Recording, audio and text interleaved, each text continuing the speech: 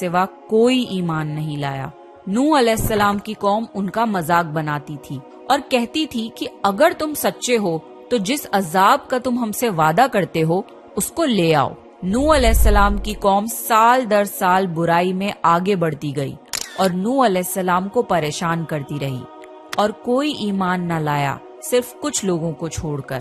پھر اللہ نے نوح علیہ السلام کی طرف وحی کی اور فرمایا، آپ کی قوم میں سے جو ایمان لا چکا ہے ان کے سوا اب کوئی ایمان نہیں لائے گا، پس آپ ان کے کاموں پر غمگین نہ ہوں۔ پھر جب اللہ نے وحی کر دی اور انہیں بتا دیا کہ اب کوئی ایمان نہیں لائے گا تو وہ نا امید ہو گئے اور اپنی قوم کے لیے بد دعا کی کہ اے میرے پروردگار، تو کسی منکر کو روح زمین میں زندہ نہ چھوڑ اور مومن مرد اور عورتوں کو بخش دے۔ نوح علیہ السلام نے جب اللہ کو پکارا تو اللہ نے نوح علیہ السلام